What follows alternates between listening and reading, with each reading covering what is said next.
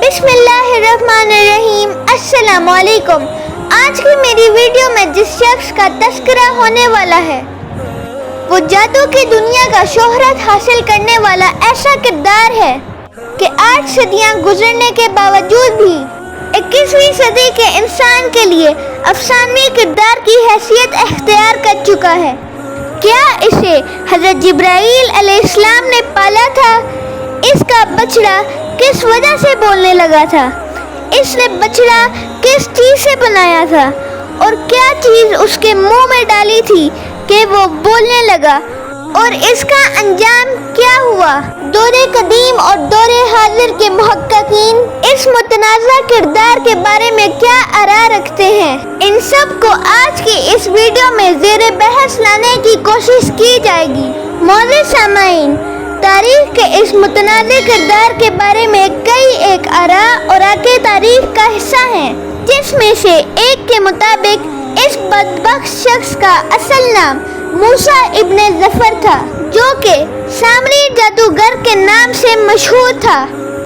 ये कदीम मिस्र से ताल्लुक़ रखता था और कहा जाता है कि इसके बचपन में ही इसके साथ कुछ ऐसी ताकतें मौजूद थीं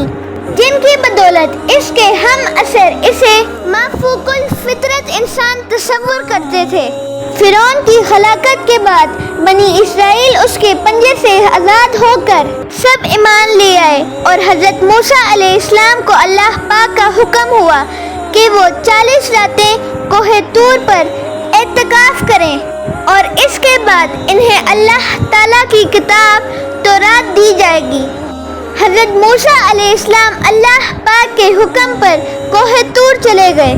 और बनी इसराइल को अपने भाई हज़रत हारून अलैहिस्सलाम के सुपुर्द कर दिया।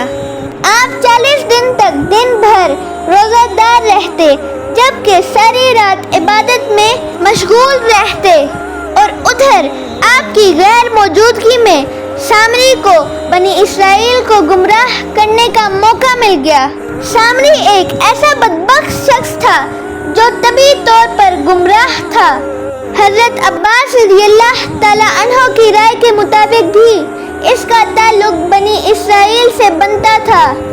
बज़ाहिर ये शख्स मुसलमान हो गया था, लेकिन इसके दिल में नफाक मौजूद था और इसका ताल्लुक गाय की परस्तिश करने वाली कौम से था। एक और रिवायत के मुताबिक इसका ताल्लुक शमीरी कौम से बनता है, जो कि हज़रत ईसा अलैहिस्सलाम की पैदाइश से 3500 साल कबल इराक में रहा करती थी। तफसीरे कर्तबी के मुताबिक इस शख्स का ताल्लुक अहले हिंद से बताया जाता है। इसके अलावा मारूफ दीनी स्कॉलर और अहले हाजिर के मुहक्किक डॉक्टर इसरार अहमद मरहूम ने भी तफसील के साथ इसका जिक्र करते हुए इसका ताल्लुक बनी इसराइल से बताया है, जिसकी तफसील उन्होंने कुछ यूँ बयान की। जब आर्य नस्ल का एक गिरोह हिंदुस्तान की तरफ माइल सफ़र था तो उनके साथ कुछ लोग बनी इसराइल के भी शामिल सफ़र हो गए और उनके साथ ही हिंदुस्तान पहुंच गए। बकौल उनके ये वही ज़माना था जब बनी इसराइल ने मिस्र से अपने खरूज का आगाज़ किया, और कदीम किताबों में बनी इसराइल के कुछ गुमशुदा कबीलों का तज़किरा भी मिलता है। डॉक्टर इसरार अहमद मरहूम अपने इस नज़रिया के हक़ में दलाइल देते हुए फरमाते हैं कि चूँकि बनी इसराइल के इन कबाइल के अकायद के मुताबिक वो गाय की पूजा के कायल थे, और यही वजह है कि मखलूत तहजीब की वजह से हिंदुओं में भी इनके यहाँ यही अकायद दायरा है, जिसकी वजह से आज हिंदू गाय माता की पूजा करते हैं, और वो कहते हैं कि इन्हीं लोगों में सामरी भी शामिल था, जो कि बाद अज़ां हिंदुस्तान का मकीन हो गया। बल्कि इस नज़रिए के बारे में ये दलील भी दी जाती है कि जिस तरह हज़रत मूसा अलैहिस्सलाम ने इसके बनाए हुए बछड़े को आग में जलाकर उसकी राख को पानी की नजर कर दिया था, इसी रस्म से मुतासिर होकर आज हिंदू भी अपने मुर्दों को जलाने के बाद ان کی راکھ کو گنگا کے پانی میں بہا دیتے ہیں، جبکہ ان کی طرف سے دی گئی یہ دلیل بھی قابل توجہ ہے کہ ہندو رسم و رواج کے مطابق وہ زیادہ تر اپنے لیے زرد رنگ کے لباس کو ترجیح دیتے ہیں، اور سورہ بنی اسرائیل کی گائے کا بھی یہ مخصوص رنگ بتایا گیا ہے۔ ڈاکٹر اسرار احمد مرحوم کے مطابق ان کے اور ہندوؤں کے رسم و رواج اور تمدن میں اس قدر مماثلت پائی جاتی ہے کہ یہ گمان کیا جا سکتا ہے کہ بنیادی طور پر ان دونوں کا تعلق کسی ایک مکتب فکر سے جوڑا جا سکے۔ اس کے علاوہ یہ روایت بھی معتبر سمجھی جاتی ہے کہ جب سامری نے حضرت موسیٰ علیہ السلام کی غیر حاضری میں بنی اسرائیل سے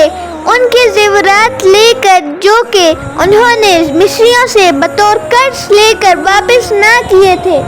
کو آگ میں گرم کرنے کے بعد جب ان سے ایک سونے کا بچڑا تیار کیا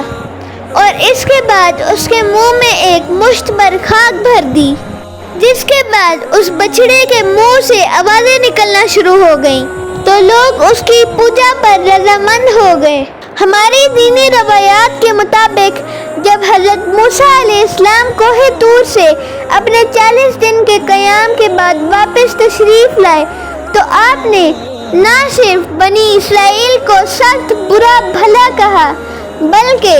اپنے بھائی حضرت ہارون علیہ السلام پر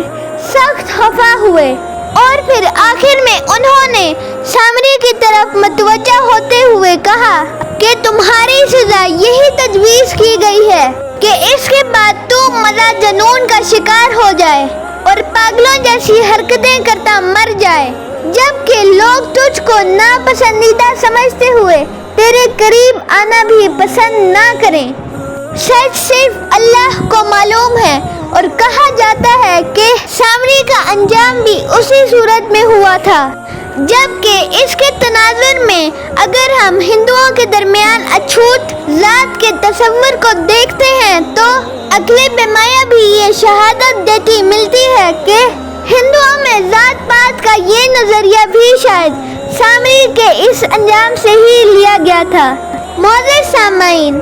سامری اور بنی اسرائیل کے باہمی تعلقات اور پھر اس کے بعد ہندو قوم کا اس سے متاثر ہو کر اپنے نظریات تردید دینے کے بارے میں اور بھی کئی صاحبان علم نے تحقیقات کی اور ان کو اپنے مضامین میں ڈھالنے کے بعد ہماری رہنمائی کی کوششیں کی۔ مثال کے طور پر ڈاکٹر حمید اللہ اپنی کتاب محمد رسول اللہ صلی اللہ علیہ وآلہ وسلم میں توجیہ پیش کرتے ہیں کہ سامری کو حضرت موسیٰ علیہ السلام کی طرف سے تجویز کردہ سزا کے مطابق اچھوت ہونے کے عمل سے گزرنا پڑا، جس کے بعد ہم سوائے ہندوستان کے دنیا کے اور کسی بھی حصے اور مذہب میں انسانوں کے اچھوت ہونے کے نظریے کو نہیں دیکھ سکتے۔ لہذا غالب گمان ہے کہ یہ بھی بنی اسرائیل کے انہی گمگشتہ قبائل کا ایک فرد تھا جو کہ آریاؤں کے ساتھ سرزمین ہندوستان میں آیا، اور پھر اس کی اسی حالت بد کی بدولت اس نظریے نے یہاں بھی اپنے قدم جما لیے، اور یہی وہ حقائق ہیں جو کہ دنیا کے جدید اور قدیم علماء کی تحقیقات کا نچوڑ ہیں۔ لیکن اس کے علاوہ ایک نظریہ اور بھی پایا جاتا ہے کہ جب بنی اسرائیل سامری کے بچڑا بنانے کی وجہ سے راہ راست سے ہٹ گئے تو ان کے لیے یہ سزا تجویز کی گئی کہ وہ اپنے ہاتھوں سے ایک دوسرے کو قتل کریں، پر عمل درآمد بھی کیا گیا۔ لیکن اس موقع پر اس گناہ کے سب سے بڑے ذمہ دار یعنی سامری کو یہ سزا کیوں نہ دی گئی، یہ بھی ایک بامانی سوال ہے، جبکہ وہ بظاہر اس وقت تک دین موسوی پر عمل لا چکا تھا۔ یہ الگ بات ہے کہ اس کے اندر نفاق بھی موجود تھا۔ اس بارے میں بھی امت کے بعض علماء کی رائے ہے کہ جب آپ کوہ طور سے واپس تشریف لائے اور یہ عالم دیکھا تو سخت غیر و غضب میں آ کر آپ نے حضرت ہارون علیہ السلام سے سخت لہجے میں پوچھا کہ تمہاری موجودگی میں یہ سب کچھ کیسے ممکن ہو گیا؟ جس کے جواب میں حضرت ہارون علیہ السلام نے تمام واقعہ آپ کے گوش گزار کرتے ہوئے اپنی بے بسی کی بھی وضاحت کی۔ لیکن اس موقع پر سامری نے جب حضرت موسیٰ علیہ السلام کو غصے میں دیکھا تو وہ مسکراتا ہوا چل دیا، جس پر اکثر یہ سوال کیا جاتا ہے کہ سامری کو اس موقع پر قتل کی سزا کیوں نہیں دی گئی، جبکہ اس جرم کا اصل محرک یہی بدبخت تھا۔ لیکن ناظرین، اس کی توجیہ کچھ اس انداز میں کی جاتی ہے کہ سامری جادوگر دراصل وہ دجال تھا جو اس کی شکل میں آیا تھا، اور اس کو قتل کرنا کسی بھی صورت اس لیے ممکن نہ تھا کیونکہ اس کا قتل حضرت عیسیٰ علیہ السلام کے دوبارہ دنیا میں تشریف لانے کے بعد ان کے ہاتھوں سے مقرر ہو چکا ہے۔ اگرچہ کئی ایک موقع پر سامری اور دجال کا باہم تعلق جوڑنے کا تذکرہ موجود ہے، بلکہ یہ بھی ایک حقیقت ہے کہ دجال کے بارے میں قائم کیے گئے مختلف نظریات اور احادیث کی روشنی میں بھی یہ بات ثابت ہوتی ہے۔ اگرچہ اس ملعون نے اپنی اصل شکل میں آخری زمانے میں ہی خروج کرنا ہے، مگر اس سے قبل بھی کئی موقع پر ایسے شواہد ملتے ہیں جہاں اس کی موجودگی کا شبہ یا یقین تک کیا جا سکتا ہے۔ مثال کے طور پر حضرت تمیم داری رضی اللہ تعالی عنہ جب نہ چاہتے ہوئے بھی ایک جزیرے پر پہنچ گئے جہاں آپ کی ملاقات ایک ایسے شخص سے ہوئی جس کے تمام جسم پر بال موجود تھے اور وہ زنجیروں میں جکڑا ہوا تھا، جس نے آپ سے چند ایک سوال پوچھنے کے بعد یہ دعویٰ کیا تھا کہ میں دجال ہوں۔ اور جب آپ نے یہی واقعہ نبی کریم صلی اللہ علیہ وآلہ وسلم کی خدمت میں عرض کیا تو آپ صلی اللہ علیہ وآلہ وسلم نے بھی اس کی تصدیق فرمائی، جبکہ اس کے علاوہ ابن سیاد کے بارے میں بھی یہ روایات ملتی ہیں کہ خود نبی پاک صلی اللہ علیہ وآلہ وسلم کو اس کے دجال ہونے پر شک تھا۔